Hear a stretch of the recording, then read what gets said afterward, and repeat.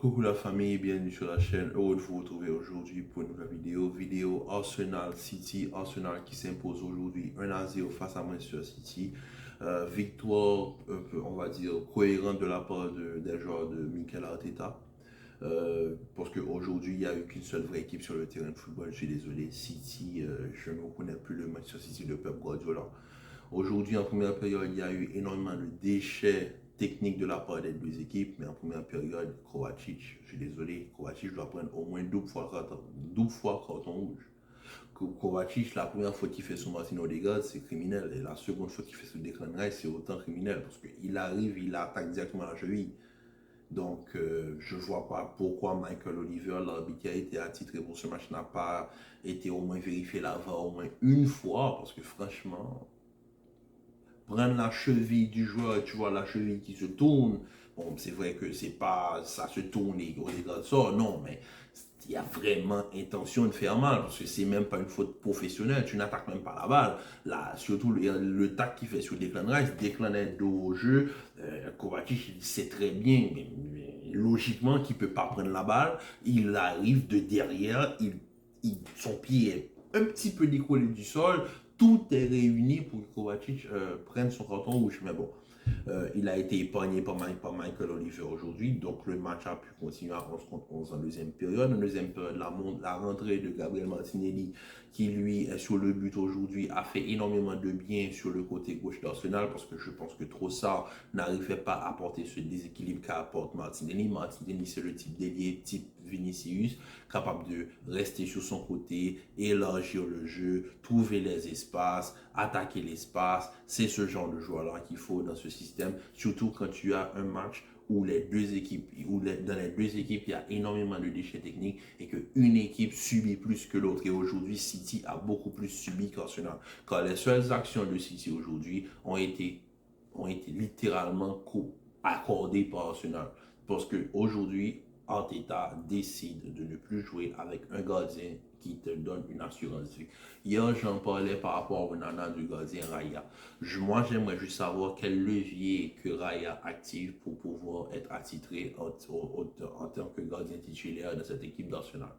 Parce que franchement, aujourd'hui, toutes les occasions dangereuses que City s'est procurées en première période viennent des erreurs de Raya. Il prend son temps pour dégager. Tu sais que Julian Alvarez est un attaquant qui va te presser même jusqu'à la dernière seconde. Il prend son temps pour dégager. Et la balle est passée à ça de rentrer dans le but. Raya, il fait des relances comme Onana dans des espaces où il n'y a personne, ce qui fait que les milieux de terrain sont toujours en retard. Il prend énormément de risques. Moi, je suis désolé, je n'ai pas grandi avec ce football où les gardiens modernes, tu joues avec ton pied, tu peux relancer, et dernier libéraux, dernier défenseur central, c'est pas ce qui m'intéresse. Moi, ce qui m'intéresse dans un gardien, c'est les Gigi Buffon, les Van der Sar, voilà, ces gens de gardiens-là, forts sur leur ligne, Edwin Van der Sar, qui sont bons. Les Fabien Barthez, voilà, les Bernard Lama, c'est ça, c'est ces gens de gardiens-là que j'ai l'habitude de voir jouer. Mais là, les Dida, etc. Mais là, les gardiens modernes à vouloir jouer dernier défenseur, à sortir de leur surface. En plus, au fait, mon problème avec ce concept de gardien moderne, c'est qu'on n'a presque plus de vrais gardiens.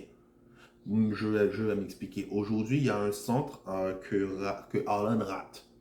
Mais ce centre que Haaland rate, c'est effectivement parce que Raya rate sa sortie. Parce que Haaland ne pense pas que Raya peut rater cette sortie. Vu que Raya est soi-disant sur le ballon. Mais la manière dont Raya saute pour aller prendre le ballon, c'est pas comme ça qu'un gardien doit sauter. La manière dont Raya saute, c'est la manière dont un défenseur doit sauter pour gêner l'attaquant. Raya, c'est-à-dire un gardien, il saute, mais il saute pour être un petit peu à l'horizontale pour aller récupérer la balle, afin de couvrir le maximum d'espace possible et empêcher le contact avec l'attaquant. Raya, aujourd'hui, ces gens, ils avancent et il attend à la dernière seconde pour essayer de sauter. Mais c'est pas ça un gardien. Tu ne gênes personne au fait. Tu ne gênes personne. Et c'est pour cela que je pense que Haaland lit mal l'action, parce que Haaland se dit, là, il ne peut pas rater la balle. Et vu qu'il n'a pas pris l'élan que gardien devrait prendre pour aller récupérer la balle au niveau du duel aérien, ben, il la rate et la balle rebondit sur Haaland et c'est comme ça. Mais moi, j'aimerais juste poser une question par rapport à City. Qu'est-ce que Grealish a? Pourquoi Grealish ne joue pas? Qu'est-ce qui se passe avec City? Je ne comprends plus cette équipe, moi. Je ne comprends plus cette équipe. Vous laissez partir Riyad Mahrez, Raheem Sterling, Gabriel Jesus. Bon, ça, il s'était déjà passé l'année dernière, mais quand même, tu perds Riyad Mahrez, tu perds quelques bons petits joueurs et tu les remplaces par qui? Tu vois, Doku qui pouvait apporter ce déséquilibre, tu commences par le match avec. Euh, je trouve que City rabâche un football qui n'est pas le leur, c'est-à-dire un football de transition rapide. Ils veulent jouer physique, c'est pas City, quoi. Et c'est pour cela que je ne m'étonne pas quand tu regardes les statistiques du match. Arsenal fait 14, peut-être 12, entre 14 et 12 tirs, tandis que City ne fait que 4 tirs. Tu ne peux pas me dire que tu possèdes un duo d'attaque Alan Alvarez et tu fais que 4 tirs dans un match. Le joueur le plus important, le joueur le plus impactant de ton collectif, c'est Rico Lewis. Non mais, est-ce que vous comprenez? City, champion d'Europe en titre, ton joueur le plus important, c'est un jeune de l'académie, Rico Lewis. Et Haaland est titulaire dans ce match. Haaland qui, sans De Bruyne, sans Gundogan, il n'a pas ses joueurs, il n'a pas ses batteries pour lui fournir assez d'énergie, c'est-à-dire assez de ballon en profondeur. Eh bien, Haaland, dans ce genre de système-là, est complètement inutile.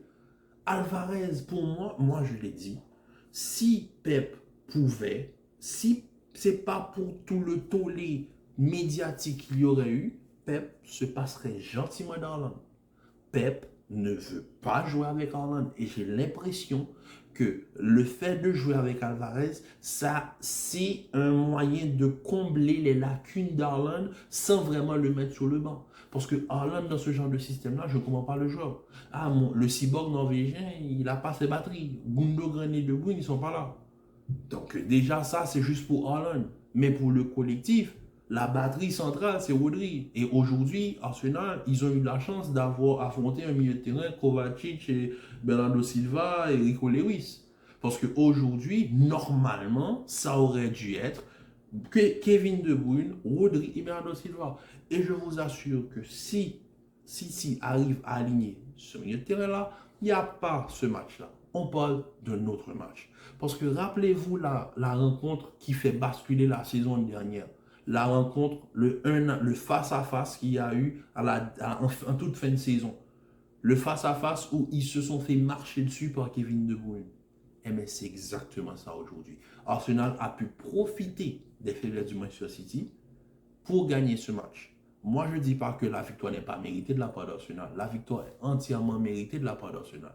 Mais il faut voir aussi tous les points faibles que City tous les points négatifs, pardon, avec lesquels City a dû entamer cette rencontre.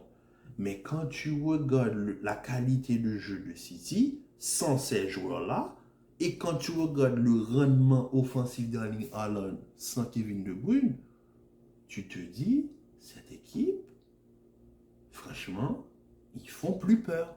Maintenant, tu joues face à City, tu peux aller essayer de chercher de faire un résultat. Si City n'a pas Rodri, je l'ai dit, quand le Rodri a pris son carton rouge, les matchs sans Rodri, ça va être un supplice.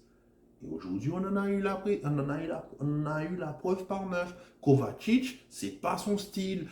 C'est pas bon, il n'y a pas de lien, il ne peut pas faire ce que Rodri fait. Et tu as un Calvin Phillips, au lieu de compter sur lui, tu ne peux pas, parce que lui, quand il est sur le terrain, c'est comme un Kai Havertz, il est fantomatique. Bon, Kai Havertz aujourd'hui qui fait la passe en remise pour Martinelli pour son but, mais quand même, c'est juste pour dire qu'il y a trop de. Il y a trop de points noirs avec City pour dire ouais, ça a été un match équilibré. Non, non, non, il n'y a pas de match équilibré du tout. Arsenal, félicitations, vous prenez la deuxième place, mais acceptez que vous avez fait face aujourd'hui à une équipe de Manchester City qui a été affaiblie, mais affaiblie de plusieurs manières. Il n'y a pas Mahrez, il n'y a pas Mahrez capable de garder le côté droit, d'étirer la défense adverse. Il n'y a pas Grealish sur le côté gauche. On ne sait pas pourquoi il ne joue plus. Il y a Calvin Phillips dans lui. Bon, je ne sais même pas pourquoi je le cite lui. Rodri suspendu. Kevin De Bruyne blessé. Donc, il faut dire que vous êtes un petit peu chanceux aujourd'hui. Vous tombez face à un City affaibli et que vous gagnez que 1-0 et vous marquez jusqu'à la fin du match. Donc, félicitations à vous pour la deuxième place que vous avez acquis aujourd'hui. Mais moi, je dis City, depuis le début de saison, ils me font pas grande impression. Ils arrivent à gagner, c'est City, bravo, et patati et patata. Mais City, maintenant, il y a des.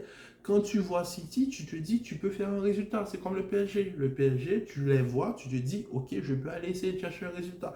Maintenant, c'est qui tout double. Tu peux aller essayer de chercher, ils te battent. Ça arrive. Mais tu peux aller chercher, tu vois, tu gagnes. Ça arrive. C'est comme Newcastle. Moi, je le dis, Newcastle, c'est tout ce que le PSG n'aime pas. Et bien, on a eu la plus grosse défaite du PSG sur la Qatari avec en Ligue des Champions parce que c'est l'intensité, ça va te rentrer dedans, c'est le physique, c'est le jeu rapide. Et aujourd'hui, on a eu Arteta qui a essayé de faire du Pep Guardiola face à Guardiola, mais face à un Guardiola affaibli. Donc voilà, ça a été un bon, je ne vais pas dire un bon match, ça a été un match, une fin de match assez intéressante là où quand on va dire les rentrées en jeu, les différentes rentrées en jeu qui ont été effectuées par Guardiola, par Arteta, pardon, je me perds aujourd'hui, je suis un petit peu fatigué. Par Arteta avec les Gabriel Martinelli, là on a eu un petit peu plus on a eu un petit peu plus d'intensité, mais c'est tout. Et cette petite intensité t'a permis de marquer un but, mais c'est même pas un but, c'est un autogol. Donc voilà quoi, c'est ça. Mais félicitations Arsenal. Félicitations Arsenal quand la deuxième place est entièrement méritée. Donc sur ce, la famille, on se dit à tout à l'heure pour la vidéo du Barça face à Granada, parce que le Barça est en train de perdre face à Granada. Le deuxième but de Granada, on va en parler tout à l'heure dans la vidéo. Donc sur ce, la famille, je vous dis à très bientôt, à très vite pour une nouvelle vidéo. Commentez, likez, partagez. Restez en paix, en santé et je vous dis à très vite pour une nouvelle vidéo.